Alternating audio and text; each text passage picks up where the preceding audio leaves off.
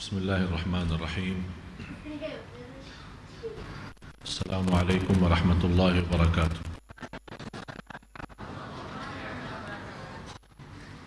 Alhamdulillahi rabbil alamin wa asyhadu an la ilaha illallah wahdahu la syarika lahu waliyus salihin wa asyhadu anna sayyidina Abdullahi wa rasuluhu shadiqul amin.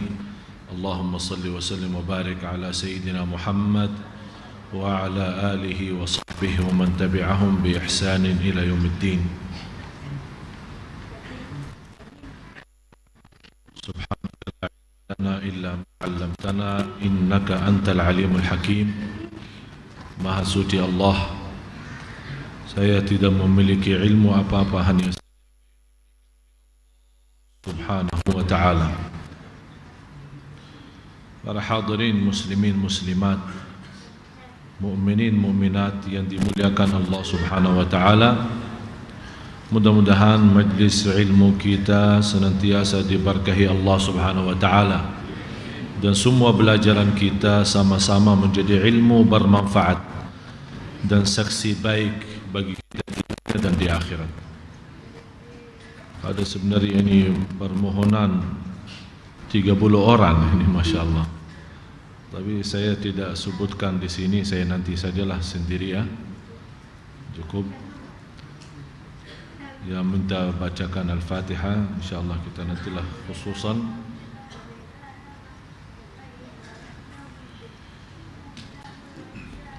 Baru saja dari Malaysia. Alhamdulillah. Cukup istirahat panjang. 1 jam dalam 24 jam saya bisa tidur. Alhamdulillah. Ya, dapat 1 jam 24 jam bisa 1 jam tidur, alhamdulillah, syukur. Karena saya tahu dan yakin jamaah menunggu, jadi saya langsung datang kemari. Apalagi kesempatan saat turunnya hujan ini yang Masya Allah barakah. Sekarang Indonesia lagi musim hujan. Ini kesempatan bagi kita semua berbanyak doa, karena salah satu waktu terkabul doa kita saat turunnya hujan. Jadi Bapak Ibu lagi naik kereta, naik kendaraan kita, mobil kita, kemana saja, selalu berdoa. Dan kalau mau berdoa tidak wajib wudu. Kalau mau berdoa tidak harus menghadapi kiblah. Kalau mau berdoa tidak harus mengangkat tangan. Jadi tanpa mengangkat tangan boleh berdoa. Ya, ada mungkin kalau lagi setir mobil kita mau angkat tangan, ya nabrak orang. Jadi cukup kita megang tetap setir mobil kita, terus kita berdoa. Maksud saya jamaah sekalian, kita orang mukmin Allah berikan kelebihan, banyak nikmat. Oleh karena itu orang mukmin yang cerdas yang selalu menggunakan kesempatan seperti ini, jangan jadi sia-sia. Orang salih dalam sejarah kalau ada kesempatan terkabul doa antara azan dan iqamah, dia tidak mau habiskan waktu berbicara sama siapa-siapa, karena dia tahu antara azan dan iqamah tempatnya terkabul doa. Saat turunnya hujan waktunya terkabul doa. Waktu kita berjalanan jauh musafir saatnya terkabul doa. Jadi saya mohon kesempatan yang seperti ini, banyak manusia yang lalai. Oleh karena itu jangan kita menjadi orang manusia yang lalai di saat terkabul doa kita. Apalagi pas turunnya hujan, kita tidak tahu kapan Allah terima doa kita, kapan Allah kabulkan hajat kita.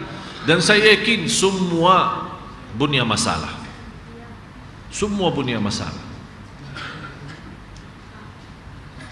Kalau saya minta yang tidak punya masalah angkat tangan, tidak ada yang mau angkat tangan. Semua punya masalah. Masalah lahir, masalah batin, masalah dunia, masalah akhirat. Kalau bukan masalah diri sendiri, ya masalah anak, masalah cucu, masalah keluarga, masalah umat. Apalagi saudara kita di Palestina. Ini membuat kita juga punya masalah. Biarpun kita punya kehidupan yang istimewa, semuanya lancar, tidak punya masalah dalam kehidupan pribadi, rumah tangga Masya Allah mulia, anak salih salihah, cucu salih salihah. Saudara kita di Palestina punya masalah, kita sebagai orang Muslim mesti punya masalah. Itu ada rasa berduli. Rasulullah SAW bersabda, al-mu'minuna kal-bunyan. Orang mukmin bersama mukmin yang lain seperti bangunan. Jadi kalau di mana orang sakit, ya kita semua sebagai orang mukmin tunjukkan rasa berduli, walaupun tidak bisa berbuat apa-apa. Ya kita bukan orang yang pemimpin yang memiliki keputusan, kita bukan orang yang mampu mau bergerak jihad fisabilillah pergi ke sana. Banyak halangan yang buat kita beribadi, tapi tidak ada yang mampu menghalangi kita soal doa. Tidak ada yang mampu menghalangi kita soal rasa.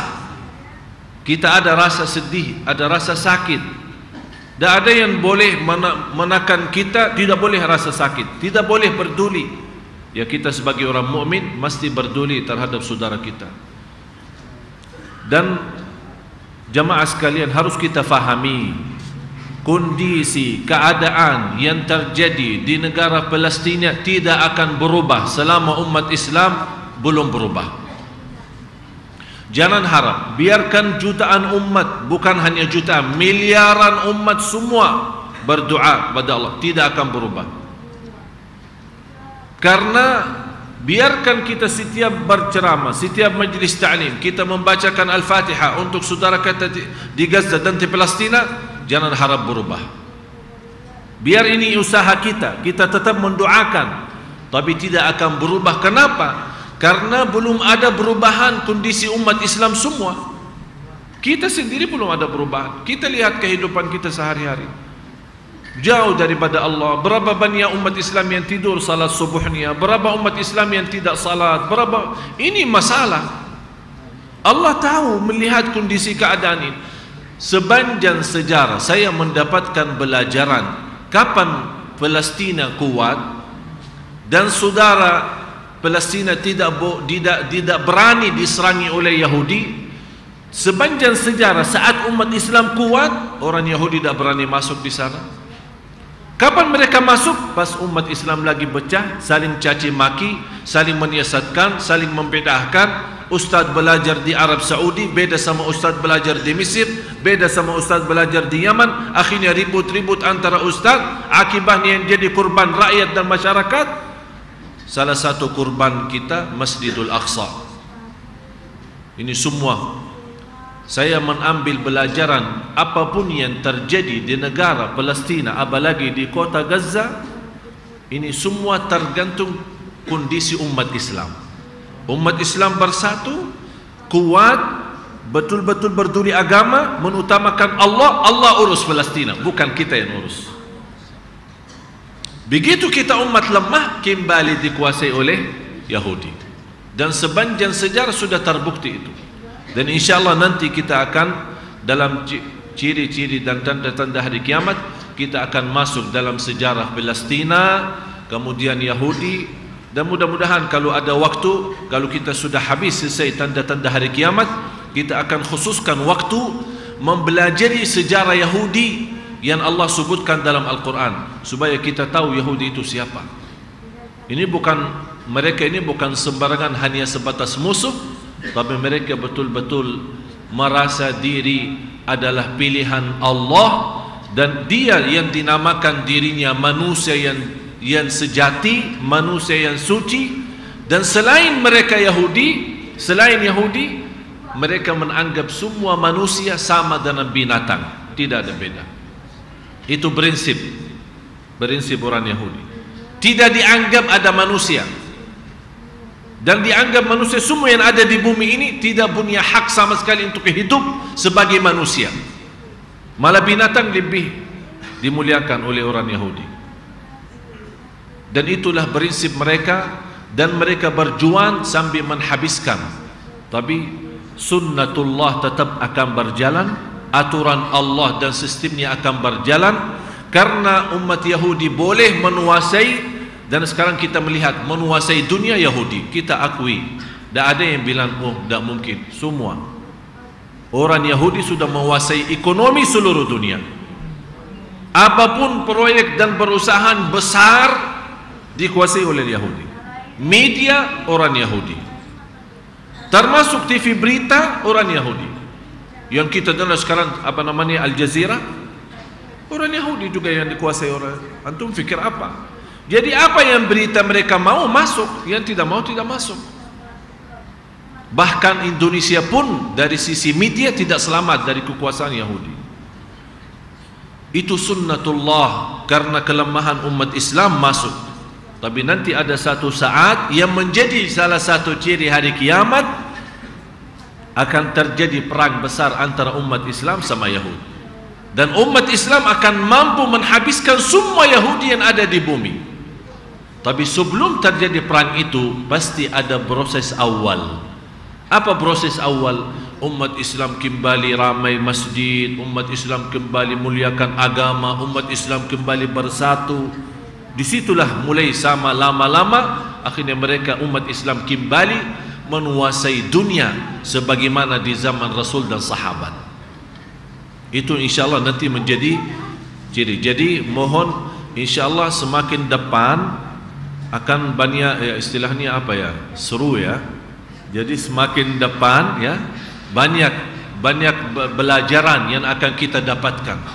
Banyak insya-Allah, walaupun kita melihat kondisi sekarang membuat kita sebagai umat Islam ada malah yang putus asa. Kenapa Allah tidak bantu Palestina? Kenapa Allah tidak menolongkan saudara kita di Gaza? Jangan berkata kenapa, karena tidak boleh kita berkata kepada Allah kenapa. Karena Allah yang punya aturan dan Allah Maha tahu mana yang terbaik. Tapi ini semua proses sebenarnya untuk kita umat Islam supaya sadar. Tapi umat Islam belum mau sadar. Dan Allah sudah berjanji, kalau anda ingin ada perubahan di muka bumi, innallaha la yughayyiru ma biqaumin hatta yughayyiru ma bi anfusihim. Kita rubah diri menjadi orang ikhlas, orang saling memaafkan, saling mencintai, saling berjuang untuk agama semampu kita. Fattaqullaha mastata'tum, la yukallifullahu nafsan illa wus'aha. Saling kasih sayang, menjadi contoh membawa Islam. Wa ma arsalnaka illa rahmatan lil alamin. Soal kekuasaan, aturan Allah bukan aturan kita. Sekarang orang umat Islam yang baru belajar, dia bersemangat. Begitu dia mengetahui hakikatnya Islam, semestinya Islam yang menguasai bumi, dan dia menggerakkan alasannya mewujudkan hukum Islam di muka bumi.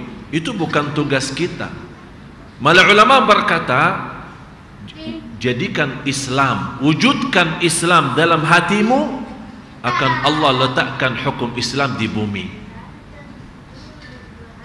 Wujudkan Islam dalam hatimu, akan Allah letakkan Islam di muka bumi. Bukan tugas kita meletakkan Islam di bumi, tapi tugas kita meletakkan Islam dalam diri kita. Ini tugas kita. Soal bumi, tugas Allah. Allah sudah berjanji, wa'adallahu alladhina amanu minkum wa 'amilus salihat. Surat An-Nur 53. Wa'adallahu alladhina amanu minkum wa 'amilus salihat la yastakhlifannahum fil ard kama istakhlafa alladhina min ba'dihim wa la yumakkinanna lahum dinahum alladhi irtada lahum wa la yubaddilannahum min ba'di khawfihim amna ya'budunani la yushrikuna bi syai'a wa man kafara ba'da dhalika fa ulaikumul fasiqun. Cuba kalau kita perhatiin, tadi 50 surat An-Nur tadi. Astaghfirullah. Terus 57 ya. Itu wa'adallah. Terus satu lagi.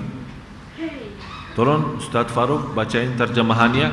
Ini ayat ini kalau selalu saya baca menanamkan harapan, menanamkan kepada saya harapan. Dan saya mohon ayat ini tolong menanamkan kepada kita semua harapan. Apapun yang terjadi terhadap umat Islam di Palestina, di mana-mana, jangan putus asa. Ini semua ada hikmah dan pelajaran yang mesti kita ambil. Di belakang itu ada sesuatu yang Allah sembunyikan. dan kita menunggu sama-sama saatnya kembali umat Islam yang memimpin seluruh dunia. Bukan umat Islam yang dipimpin, tapi umat Islam yang akan memimpin. Tolong bacakan artinya. Bismillahirrahmanirrahim. Dan Allah telah berjanji kepada orang-orang yang beriman di antara kamu. Allah telah, di sini dalam bahasa Allah akan berjanji. Kalau kita A, Allah akan B, ya, faham? Allah akan janji atau akan berjanji. Itu sesuatu yang nanti sajalah. Kalau sudah terjadi begini akan jadi begini. Tapi kalau ini dalam bahasa Arab, wa'ada. Wa'ada apa artinya? Janjian Allah sudah lalu. Allah telah berjanji, dan kita sama-sama karena iman kepada Allah dan percaya innallaha la yukhliful, Allah tidak mungkin mengingkari janji. Kita baca, Allah telah berjanji, bukan akan berjanji, tapi sudah Allah berjanji. Untuk apa? Terus, dan Allah telah berjanji kepada orang-orang yang beriman di antara kamu dan mengerjakan amal-amal orang beriman yang di saleh. antara, berarti mohon maaf, bukan semua orang Islam.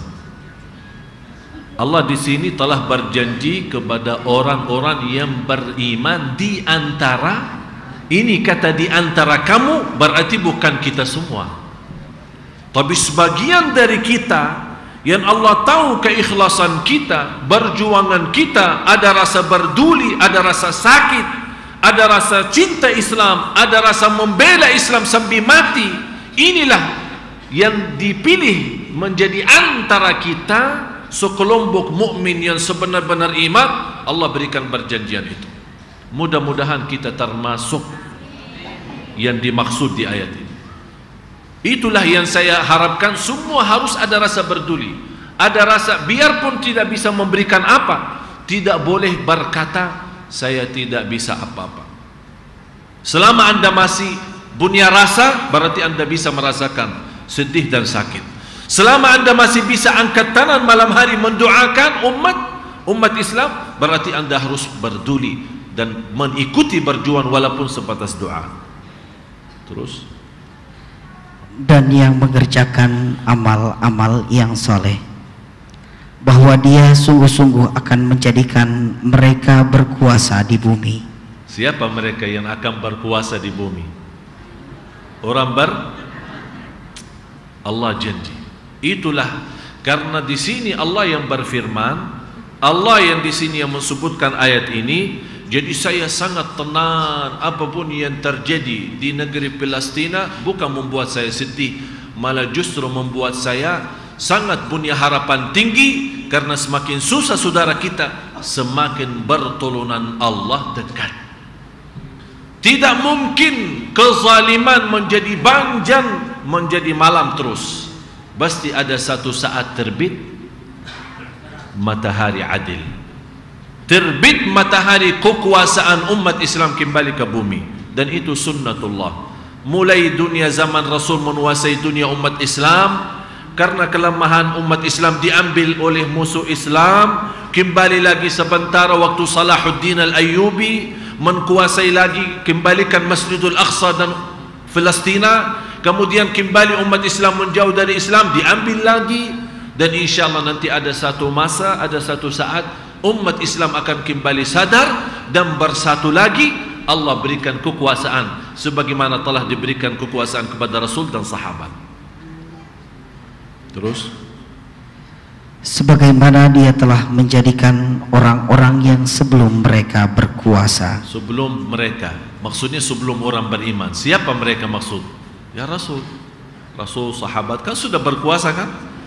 Apalagi zaman Umar bin Khattab, Islam tersebar sampai ke ujung Cina, sampai Islam. Padahal di sana waktu itu belum ada menguasai bahasa seluruh dunia, belum ada teknologi yang kita miliki sekarang. Yang semestinya umat Islam yang segitu sekarang punya segala kemampuan, lebih punya kuasa daripada zaman Umar bin Khattab radhiyallahu anhu. Tapi karena kelemahan kita, kebodohan kita, dan kita selalu menyuruh orang-orang lain saja yang maju. Saya tidak ada urusan, yang penting diri saya selamat, saya tidak mau tahu dan saya tidak mau urus. Inilah akibatnya kita menjadi lemah kembali. Biasa dihina umat Islam, biasa saja. Dijelekkan umat Islam, kita tidak bisa bela diri. Sekarang coba lihat di mana-mana di negara, kalau dimusuhi umat Islam, dibunuh umat Islam, apa yang terjadi? Paling protes negara Islam, jangan begitu dong. Udah selesai. Meeting, rapat, sambil menunggu meeting yang akan datang mengambil keputusan terhadap saudara kita untuk memberikan pertolongannya, habis separuh mereka, meninggal jutaan umat. Betul enggak? Udah, itu yang terjadi. Kita pintar ngomong saja, meeting saja, dan kita dari meeting sampai meeting yang akan datang bisa sekian lama bulan, akibatnya berapa kurban menunggu keputusan umat Islam saja. Beda sama zaman dulu. Seorang wanita pernah digoda sama orang Yahudi di pasar. Di pasar dia lagi belanja, karena dia cantik, digoda sama orang Yahudi. Langsung menarik bajunya, dia berteriak, "Wa Mu'tasimah!" Waktu itu Khalifah Mu'tasim billah. "Wa Mu'tasimah!" Dia berteriak dalam teriakan yang suara Mu'tasim billah. Waktu Khalifah jauh daripada dia, tapi subhanallah, Allah tunjukkan dia boleh mendengar suara wanita itu minta tolong. Di saat itu dia berkata kepada tentara, jangan sampai terbitnya matahari besok dihabiskan umat Yahudi di sana. Tapi ini semua bukan masalah soal pemimpin kita, atau ini sama-sama. Semua kita punya kelemahan, termasuk kita sendiri. Terus, dan sungguh dia akan meneguhkan bagi mereka agama yang telah diridhoinya untuk mereka, dan dia benar-benar akan menukar keadaan mereka. Sesudah mereka berada dalam ketakutan menjadi aman sentosa, mereka tetap menyembahku dengan syaratnya apa? Allah sudah janji kuasa akan berikan. Aman daripada takut, Allah akan berikan. Dan semua berubah menjadi lebih istimewa, lebih baik, lebih bahagia, lebih selamat. Syaratnya apa? Ada.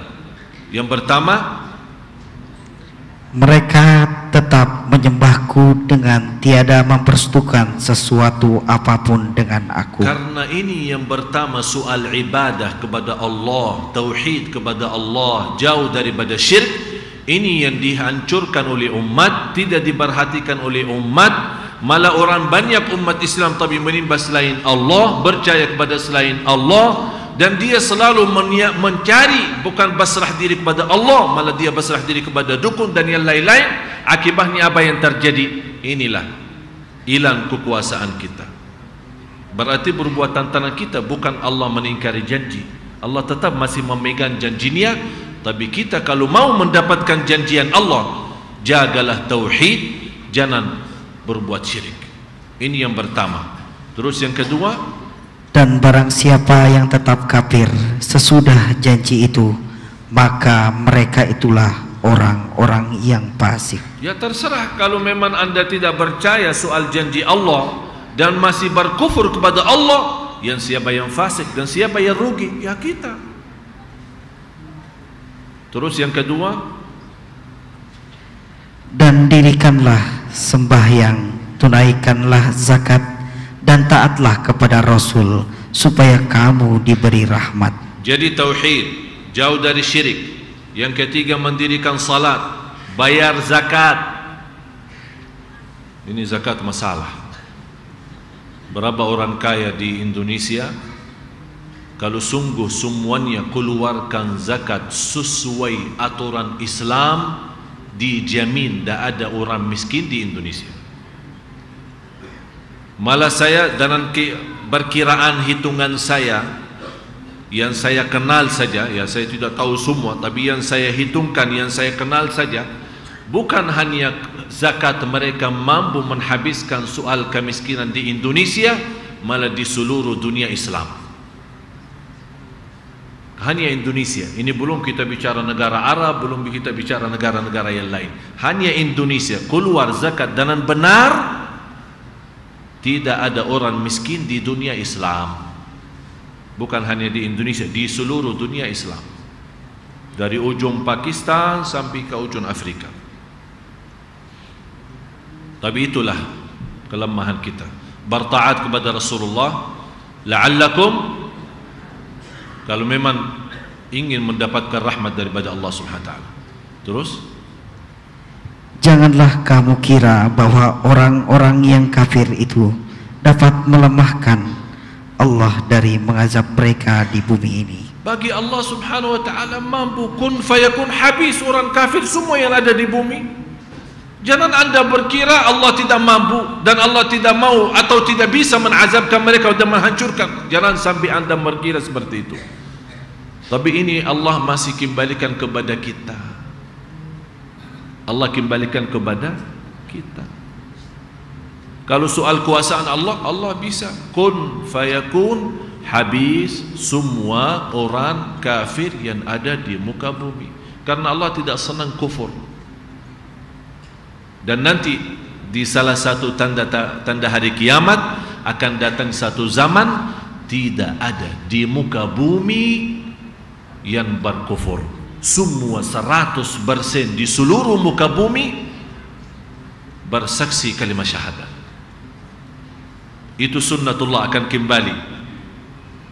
Wal aqibatu lil muttaqin. Habis itu mulai kurang lagi sampai tidak ada, akan datang satu zaman tidak ada di muka bumi yang beribadah kepada Allah. Habis sudah. Ini sudah di ujung-ujung sebelum peristiwa kiamat. Sampai di saat itu sudah tidak ada yang di atas muka bumi yang berkata Allah, Allah, Allah. Tidak ada lagi, sudah habis. Semua orang Islam habis. Disitulah mulai hancurkan Al-Ka'bah. Nanti dihancurkan batu-batu Al-Ka'bah itu, tidak ada Ka'bah lagi.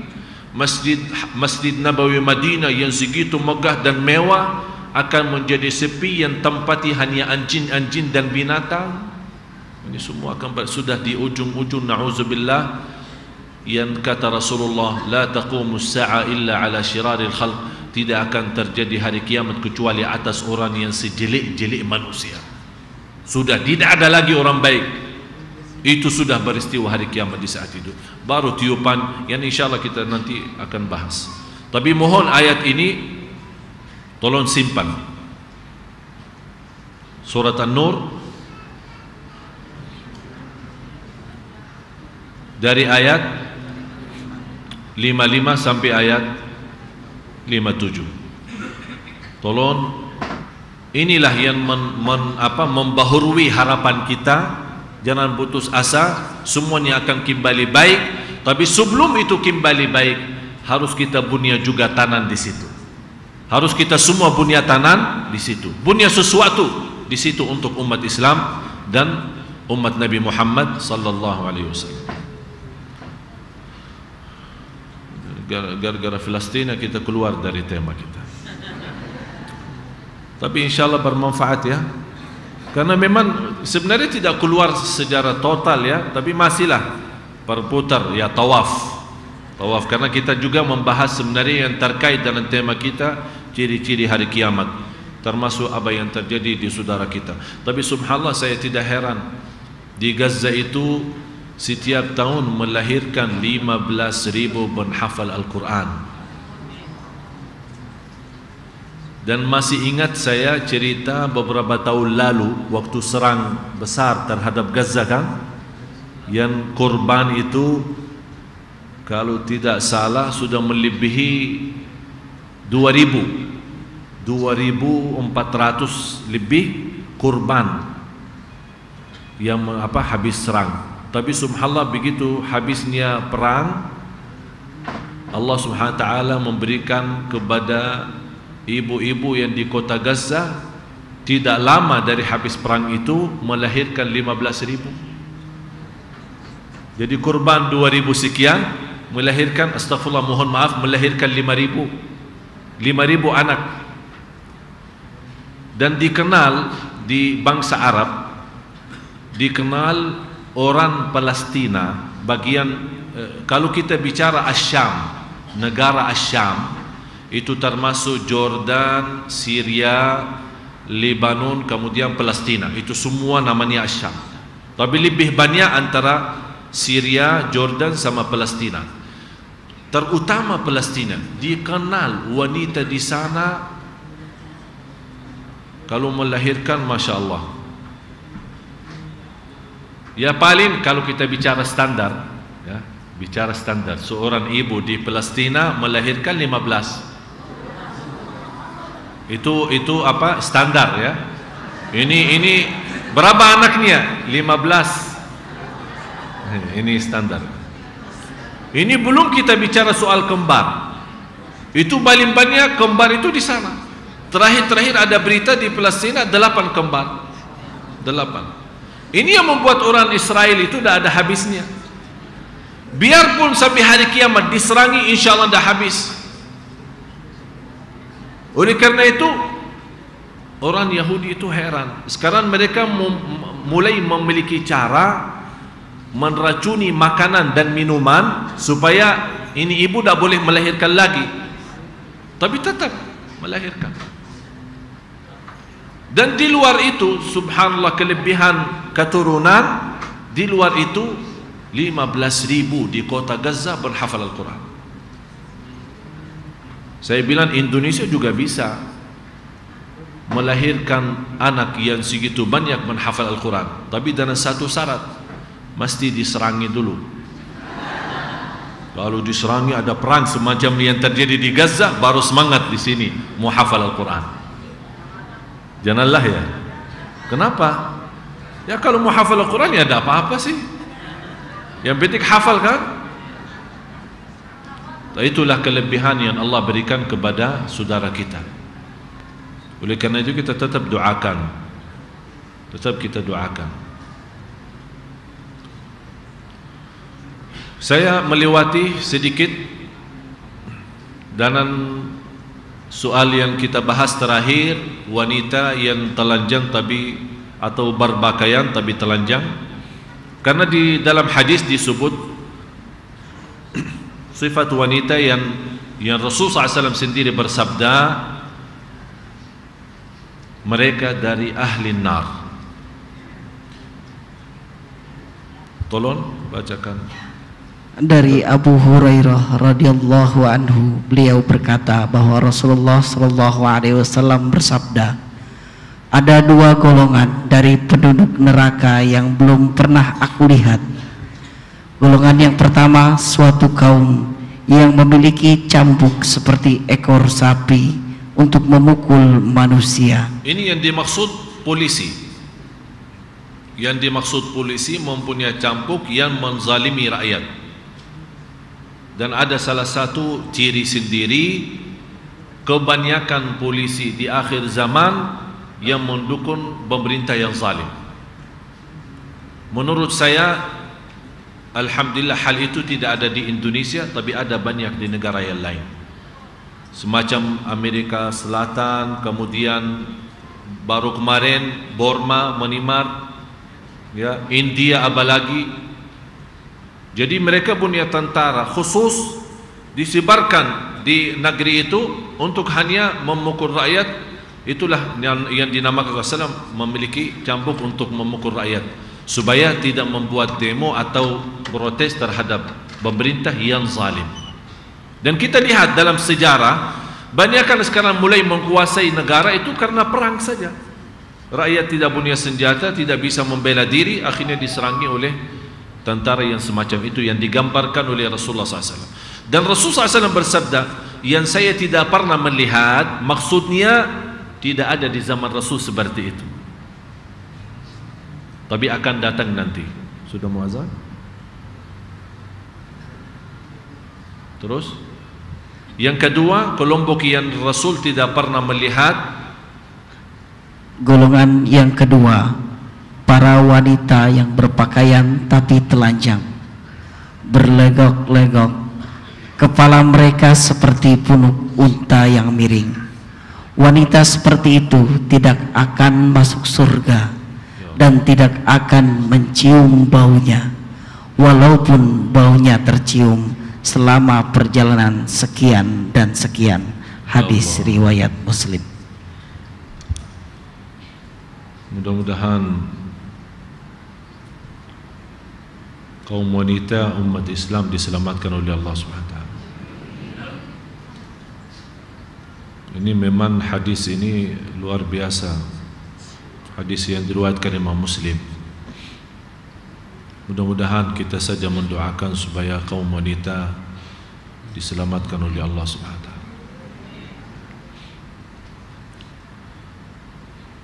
Bertanya bagaimana gambaran pakaian wanita. Kita sudah jelaskan yang dimaksud wanita yang berpakaian tapi telanjang. Yang pertama, iman itu berpakaian tapi tidak ada amal, itu namanya telanjang. Artinya ada iman tapi kosong amal. Sekarang mohon maaf, banyak di lingkungan kaum wanita yang tidak salat. Bukan hanya sebenarnya kaum wanita, kaum laki-laki pun sama. Islam tapi tidak salat. Atau dia punya kebaikan, iman, suka ke masjid tapi caci maki orang, suka gosip orang, suka fitnah orang. Itulah yang namanya punya iman, namanya berpakaian tapi kosong amal, kosong kebaikan.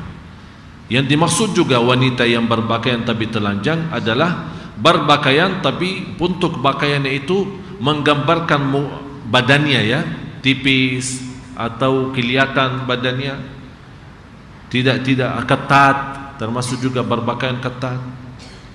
Itu termasuk juga dalam ancaman ini. Terus ada gambar yang saya tidak sempat tunjukkan, mungkin habis azan.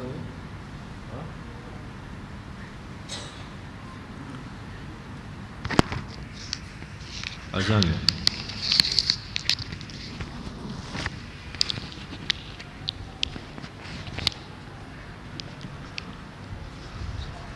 Allahumma shalli ala sayyidina Allahu akbar, Allahu akbar.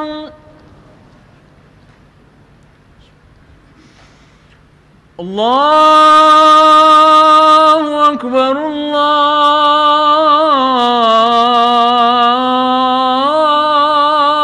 Allahu akbar. Ashhadu an la ilaha illallah.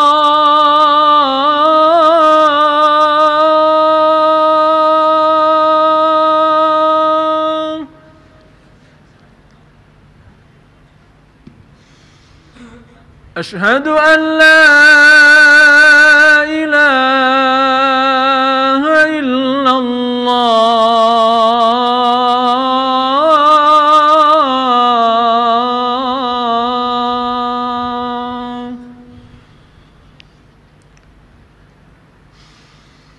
Ashhadu anna Muhammadar Rasulullah.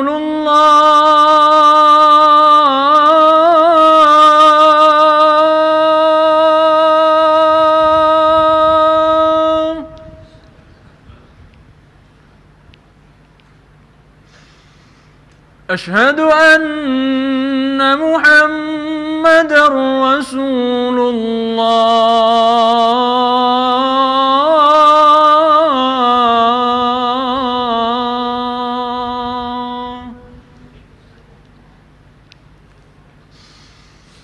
Hayya 'ala as-salah.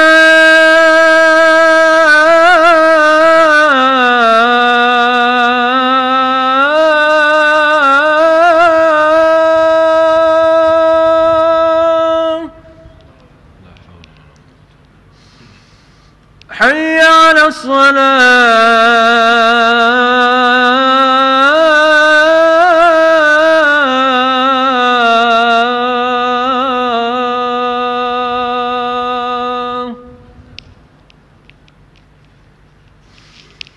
Hayya 'ala al-falah.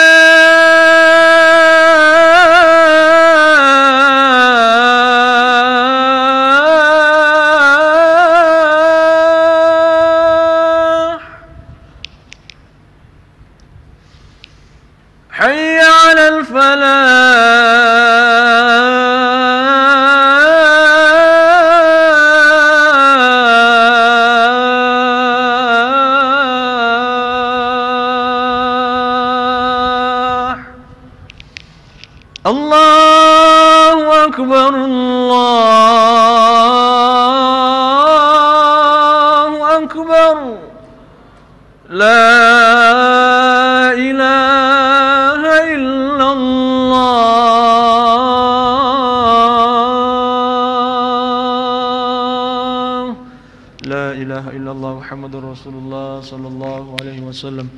اللهم رب هذه الدعوة التامة والصلاة القائمة آت سيدنا محمدا الوسيلة والفضيلة والشرف والدرجة العالية الرفيعة وابعثه المقام محمودا الذي وعدته إنك لا تخلف الميعاد.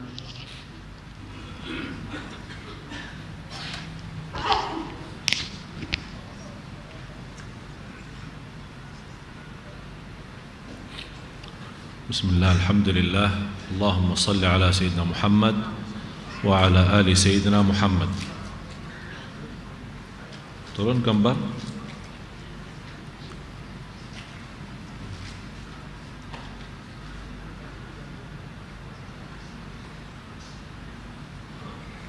Ini sudah kita tunjukkan. Ini yang dimaksud dalam hadis yang disebut tadi. Tolong bacain.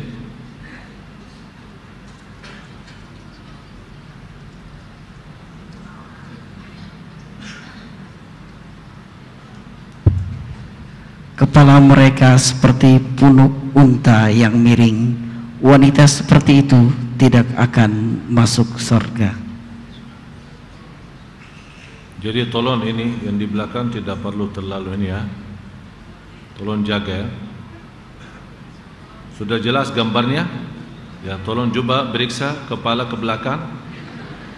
Beres? Tidak ada ya? Aman ya? Aman, alhamdulillah kalau aman. Malah kita lihat sekarang yang suka mengikat malah ke atas lagi. Jadi ini unta tidak perlu bagi miring, sudah ke atas langsung unta ini beneran. Ya. Atau dia mengikatkan hanya bagian kepala, jadi lehernya ini semua kelihatan. Dari bagian leher sampai ke bawah kelihatan. Jadi hanya berjilbab, hanya bagian kepala. Di luar belum ada perhiasan apa macam-macam. Penaruh dalam apa ikuti modern saja. Orang berfikir jilbab itu hanya menutupi rambut kepala, padahal jilbab itu adalah menutupi segala aurat yang menarik perhatian. Jadi mohon maaf ibu-ibu terutama yang saya cinta, yang saya sayangi. Saya membawa gambar ini bukan saya mau tunjukkan siapa di antara ibu-ibu yang termasuk. Saya tidak bermaksud apa, tapi saya sayang. Karena saya sayang, insya Allah tidak ada di antara ibu-ibu yang termasuk dalam ancaman ini. Karena bahaya kalau kita berjuang di masjid terus puasa, tapi malah kata Rasulullah tidak masuk surga. Ini bahaya. Oleh karena itu jamaah sekalian tolong difikirkan, perhatiin soal ini supaya kita termasuk hamba yang diridai Allah dan diampuni segala dosa. Kalau kita betul-betul harap ridha Allah dan mendapatkan surga Allah, insya Allah akan Allah lindungi kita dari segala dosa yang dimurkai Allah Subhanahu wa taala. Tolong perhatiin, ini khususnya, ini khusus gambar ini karena disebut dalam hadis, tersebut dalam hadis. Karena orang bertanya maksudnya apa, bagaimana gambaran danan unta itu? Itulah gambarannya. Terus sudah kita lihat.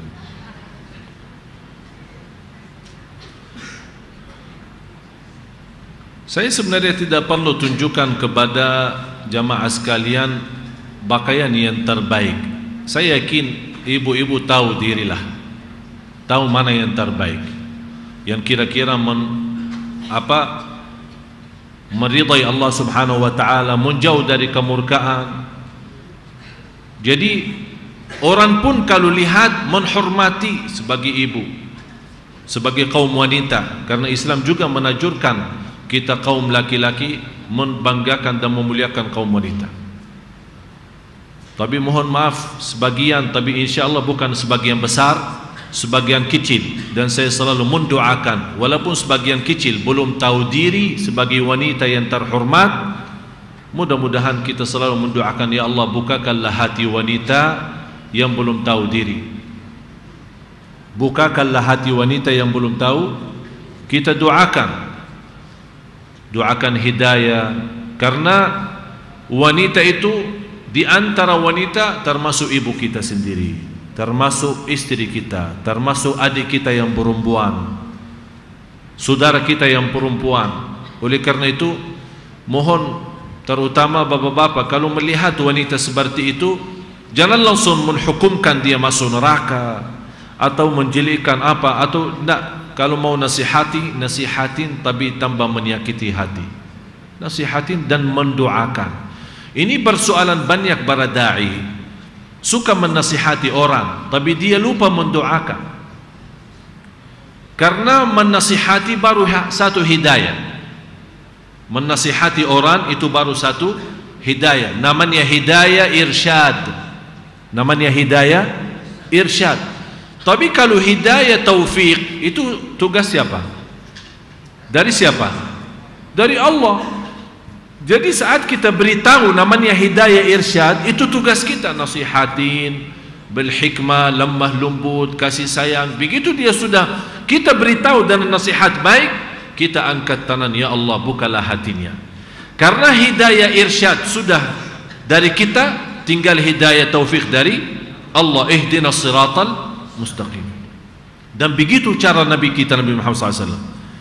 Saya sering melihat para da'i di media, di luar media, berdakwah di kampung atau di acara tabligh akbar, sampai dia mendakwahkan semua orang masalah salat dan yang lain-lain. Tapi begitu selesai dia lupa selepas acara bukan hanya mendoakan di depan mereka, tidak. Yang saya maksud doakan mereka nanti pas lagi anda sendirian salat. Ya Allah, semua yang saya nasihati di acara tabligh tadi, tabligh akbar tadi, ya Allah bukalah hati mereka, hidayahkan, ihdinas siratal mustaqim. Itulah prinsip Rasulullah SAW. Termasuk Rasul yang dimusuhi oleh mereka, apa jawaban Rasulullah SAW? Allahumma hdi qaumi fa innahum la ya'lamun. Ya Allah berilah hidayah kepada kaumku karena mereka belum tahu. Wa ma arsalnaka illa rahmatan lil alamin. Jadi mohon diperhatikan persoalan ini.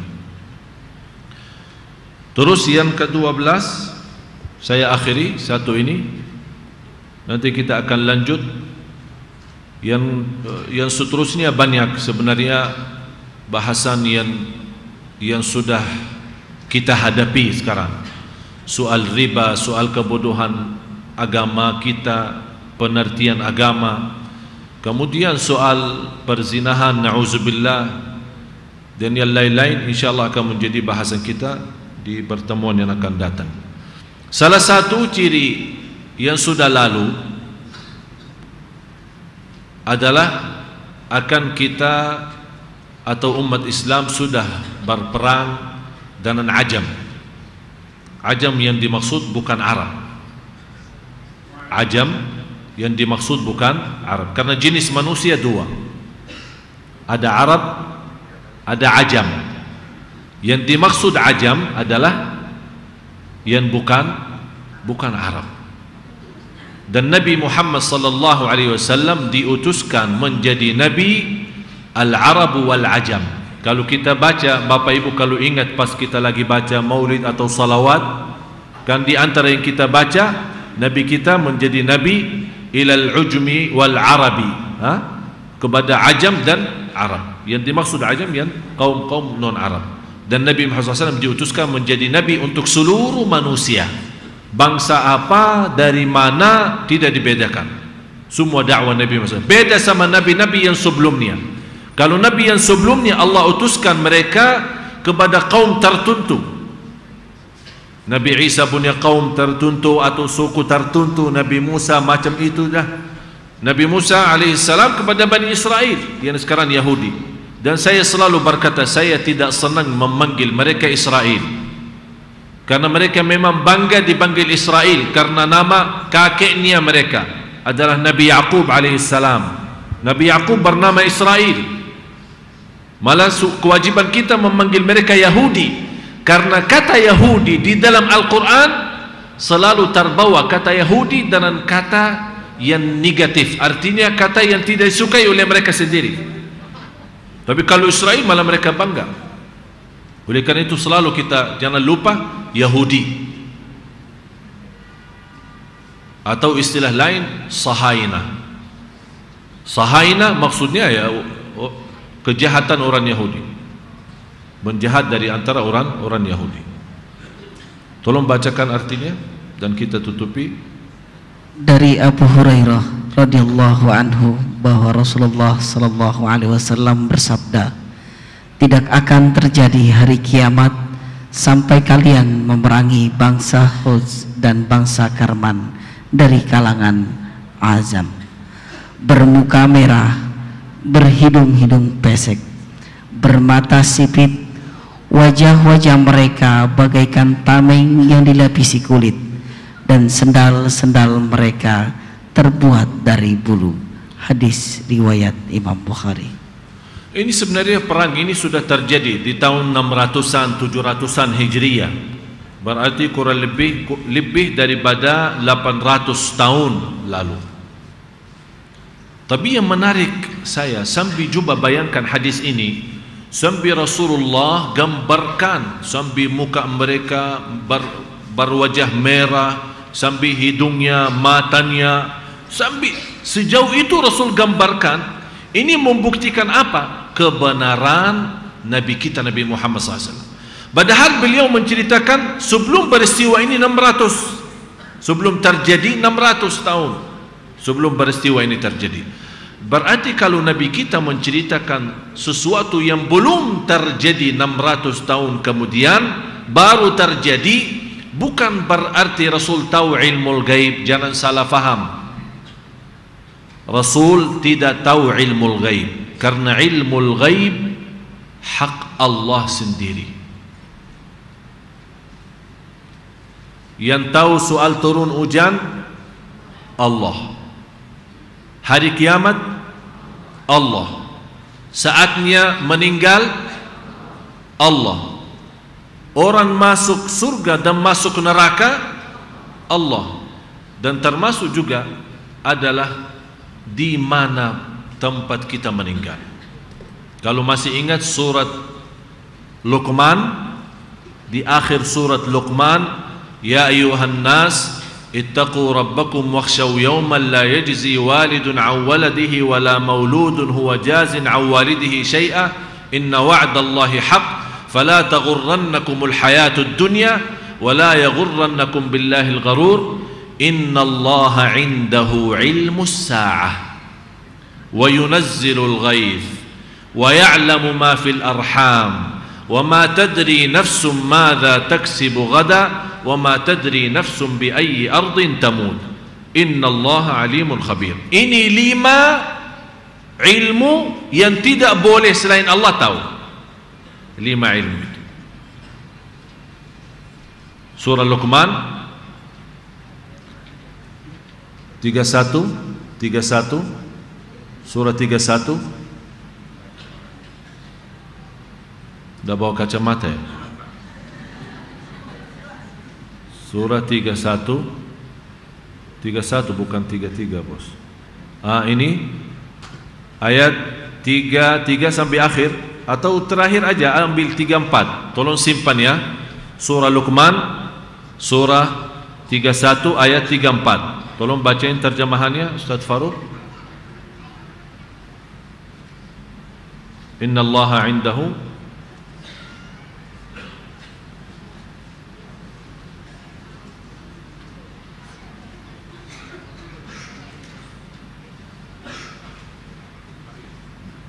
itu pakai mic ya. Berdiri sebentar, ini layarnya saya pindahin.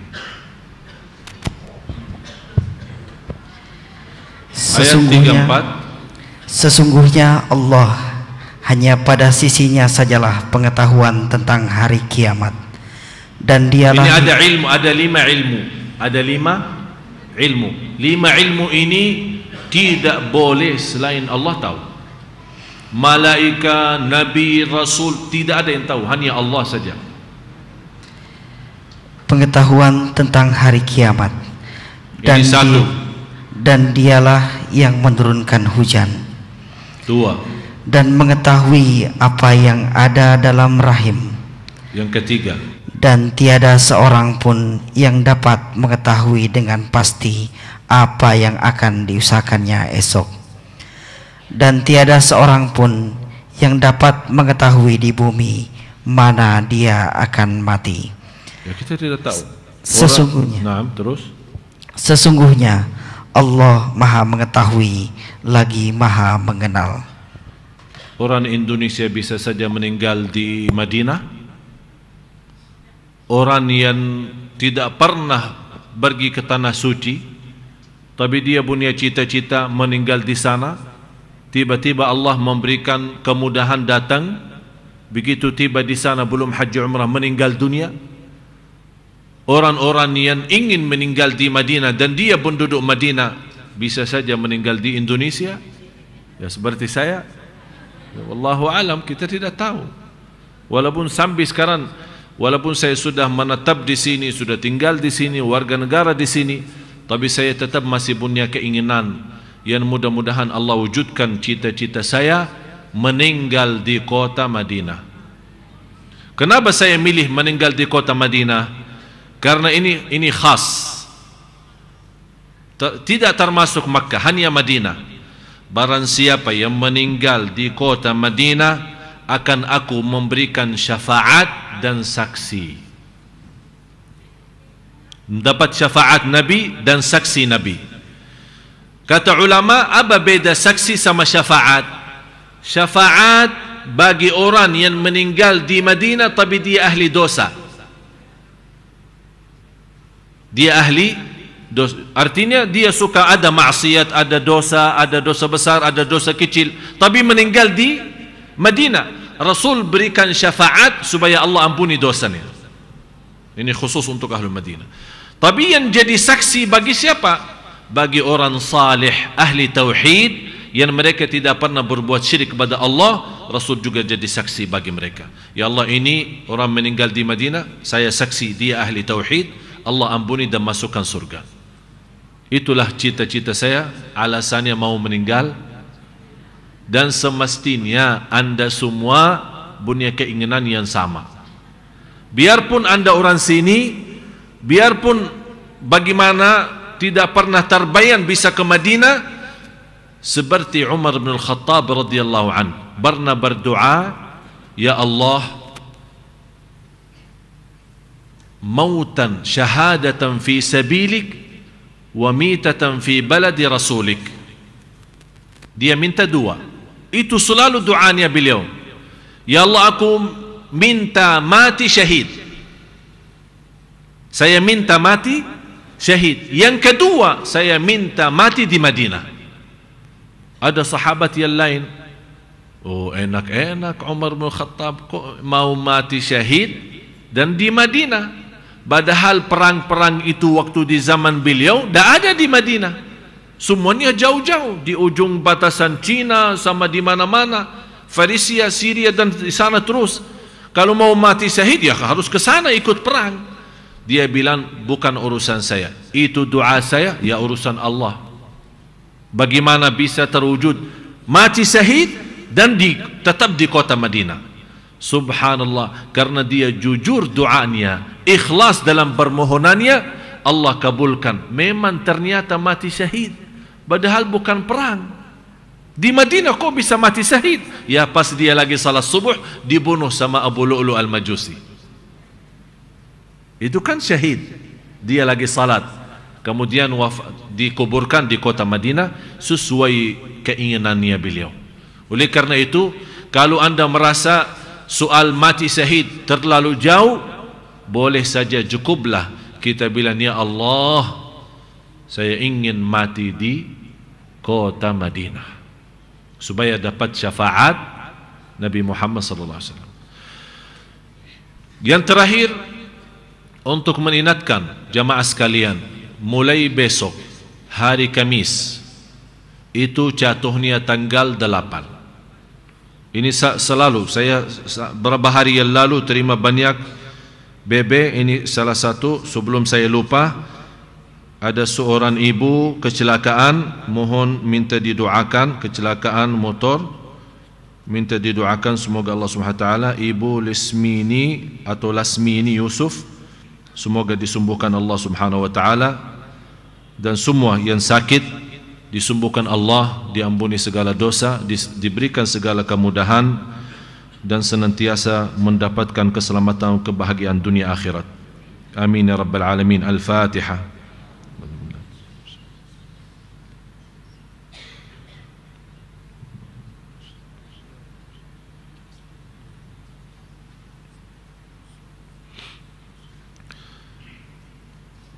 Sebaik-baik puasa sesudah Ramadan, puasa bulan Muharram. Hadis sahih.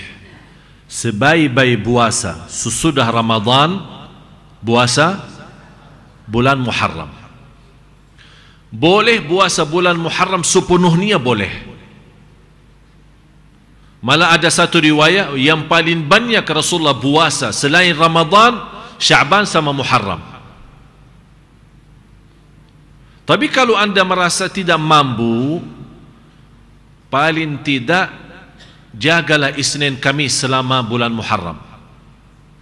Dan begini saja, besok hari Kamis tanggal 8 kita puasa hari Kamis, hari Jumat tanggal 9, berarti hari Jumat tanggal 9 sebelum hari Ashura kan. Sebaik-baik puasa Ashura kita puasa 3 hari, 9, 10, 11. 9, 10 dan 11. Kalau tidak mampu 3 hari, cukup 2 hari, 9 dan 10. Kalau tidak mampu, paling tidak 1 hari adalah hari Ashura sendiri. Walaupun sebagian ulama menganggap puasa hari Ashura sendiri makruh. Kenapa makruh? Karena samakan dengan Yahudi. Karena Yahudi juga puasa hari Ashura itu. Ya. Dan tidak ada bubur Ashura. Puasa Ashura bukan bubur, ada puasa Ashura. Kalau mau bubur nanti buka puasa boleh bubur, terserah. Tapi jangan menghilangkan karena budaya kita bubur Ashura, malah menghilangkan puasa Ashura. Yang pahalanya Allah mengampuni dosa tahun lalu. Jadi hari Kamis, tolong perhatian, hari Kamis tanggal 8 Muharram. Tanggal 8 Muharram. Saya sebut tanggal Hijriyah bukan tanggal Miladiyah. Bulan Muharram, hari Kamis tanggal 8, hari Jumat tanggal 9, hari Sabtu tanggal 10, hari Ahad tanggal 11. Kalau kita bisa 4 hari bagus. Terus hari Senin, puasa Senin kan, sunnah Isnin. Tanggal apa? 12 Muharram. Teruskan lagi 13, 14, 15. Masya Allah. Kalau bapa-bapa, ibu-ibu, tuan-tuan, puan-puan, kalau dapat ini semua luar biasa. Mudah-mudahan mendapatkan pahala sebaik-baik puasa sesudah Ramadan adalah puasa Muharram. Kalau memang kita tidak bisa semuanya. Jadi mulai Kamis, puasa sunnah Kamis. Jumat, Sabtu, Minggu niat untuk Ashura. Kemudian habis itu Senin yang jatuhnya tanggal 12. Kemudian teruskan lagi 3 hari bertanahan bulan, 13, 14, 15. Dan subhanallah khusus bertanahan bulan ada sejarah medis sangat luar biasa manfaat puasa untuk bertanahan bulan. Karena di saat itu ada banyak peristiwa. Bukan bahasan kita nanti insyaAllah. Yang suka puasa Nabi Daud. Ini banyak suka jamaah bingung sekali. Padahal Islam ini mudah sekali. Begini saja. Kalau anda suka puasa Daud, anggap besok puasa Daud ya. Yang puasa itu kan selang-seling ya. 1 hari 1 tidak, 1 hari 1 tidak. Begini saja. Kalau anda puasa besok, jatuhnya Kamis kan, sekaligus jatuhnya Daud, Nabi Daud atau Saum Daud. Niatkan 2, puasa Isnin, puasa Kamis plus Daud. Itu sudah, karena kita memang biasa puasa Daud. Tapi kalau Jumat sesuai puasa Daud kan tidak boleh Jumat kan? Udah tinggalkan puasa Daud sementara, kita niatkan untuk Ashura. Datang hari Sabtu berarti kebetulan jadwal puasa Daud. Puasa Daud plus hari Ashura, namanya 2 in 1. Ya, tolong ingat ya. Terus hari Ahad kan tidak ada puasa Daud, tapi tetap kita teruskan puasa. Niat apa? Puasa Ashura. Datang hari Senin, dapat apa? Ya puasa Isnin, sunnah Isnin sekaligus puasa Daud. Ya seperti itulah. Jadi tidak menjadi masalah jamaah sekalian kalau ada orang menjalankan puasa Daud, kalau tabrakan dengan misal ada orang suka Isnin Kamis dan suka puasa Daud. Kebetulan puasa Daud pas jatuhnya hari Ahad. Datang hari Senin, ya Allah bingung boleh puasa enggak? Ya boleh. Tidak menjadi masalah karena Anda di sini bukan puasa Daud. Anda di sini puasa Senin. Jadi jangan Bapak Ibu bingung, ini semuanya alhamdulillah mudah dan semuanya Allah tahu niat kita masing-masing dan kita manfaatkan. Apalagi Kamis sampai hari 14 15 bertanahan bulan. Mudah-mudahan dalam penjelasan ini bisa menjawab banyak pertanyaan. Banyak yang saya terima pertanyaan, mudah-mudahan dalam penjelasan ini bisa cukup untuk kita semua. Jangan lupa mulai besok insya-Allah kita sama-sama berpuasa. Marilah kita sama-sama berdoa menutupi majlis kita. Sekalian kita mendoakan saudara kita umat Islam di mana saja berada, khususnya saudara kita di kota Gaza, Palestina. Bismillahirrahmanirrahim. Alhamdulillahirabbil alamin. Allahumma salli ala sayyidina Muhammad wa ala ali sayyidina Muhammad. Allahumma ya arhamar rahimin, ya Tuhan kami, berilah kepada kami petunjuk kepada jalan yang lurus. Ya Allah, bukakanlah hati kami agar senantiasa kami mampu mengamalkan isi Al-Quran. Bukakanlah hati kami agar senantiasa kami mampu mengamalkan ilmu bermanfaat. Kuatkanlah kami lahir dan batin ya Allah, agar selama kami belajar mengamalkan isi belajaran kami. Ya Allah, aku mohon untuk semua jamaah yang hadir, sucikan hatinya, bersihkan jiwanya, tetapkan hatinya atas Islam iman sampai akhir hayat. Ya Allah, aku mohon untuk semua jamaah yang hadir, tidak ada yang keluar dari Masjid Agung Sunda Kelapa sampai Engkau menghapus segala dosanya. Ya Allah, aku mohon untuk semua jamaah yang hadir ya Allah, tidak ada yang pulang sampai membawa ridhamu ya Allah ya Rabbal Alamin. Di antara kami yang sakit, sembuhkan penyakitnya, sehatkan badannya. Ya Allah, Engkau maha tahu isi hati kami dan segala hajat kami. Aku mohon dengan nama-Mu yang agung dan mulia, siapapun di antara jamaah yang punya hajat lahir batin, hajat dunia akhirat, ya Allah aku mohon dengan asma'ul husna-Mu ya Allah, dengan nama-Mu yang agung dan mulia, tidak ada yang keluar yang punya hajat dunia akhirat, hajat lahir batin, sambil Engkau memudahkan segala hajatnya, mengkabulkan segala keperluannya, dan memberikan segala keinginannya dari kebaikan dunia akhirat. Birahmatika ya arhamar rahimin. Ya Allah, selamatkan ya Allah keluarga kami, selamatkan ya Allah kaum muslimat, kaum muslimat. Ya Allah, selamatkan saudara kami kaum muslimat, jauhkan dari segala hal-hal yang memurkakan-Mu ya Allah. Ya Allah, lindunilah semua saudara keluarga kami kaum wanita ya Allah, lindunilah dari segala godaan, lindunilah ya Allah dari segala keburukan dan segala bahaya dunia. Ya Allah, tetapkanlah ya Allah saudara kami kaum muslimat atas segala kebaikan ya Allah ya arhamar rahimin. Bersedia dan ikhlas lahir dan batin untuk berjilbab, bersedia ikhlas dan batin istiqamah atas segala kebaikan, istiqamah atas Islam iman. Ya Allah, jauhkan ya Allah saudara kami kaum wanita ya Allah dari segala godaan dan fitnah, birahmatika ya arhamar rahimin. Ya Allah, selamatkan semua yang hadir, selamatkan setiap langkah-langkahnya, bukakanlah pintu taufiknya di mana bapa ibu berada ya Rabbal Alamin. Murahkan rezekinya, sihatkan badannya, berikan kemudahan ke tanah suci haji dan umrah dan ziarah Nabi Muhammad sallallahu alaihi wasallam. Ya Allah, turunkanlah rahmat-Mu dan berilah pertolongan-Mu untuk saudara kami di Gaza, Palestina, ya Allah. Karena sudah kaum Yahudi, ya Allah, membuat kerusakan dan kezaliman, tapi kami mohon dan doa kami di malam ini, ya Allah, bisa membantu saudara kami, ya Arhamar Rahimin. Ya Allah, angkat bala dan musibah dari saudara kami, ya Allah, kaum muslimin muslimat di mana saja berada, birahmatika ya Arhamar Rahimin. Ya Allah, perbaikilah keadaan umat Islam, berilah petunjuk kepada umat Islam. Ya Allah, hidayahkan umat Islam. Ya Allah, bukakanlah pintu taubatan nasuha bagi umat Islam, agar umat Islam segera bertaubatan nasuha sebelum menghadapi kematian. Birahmatika ya Arhamar Rahimin.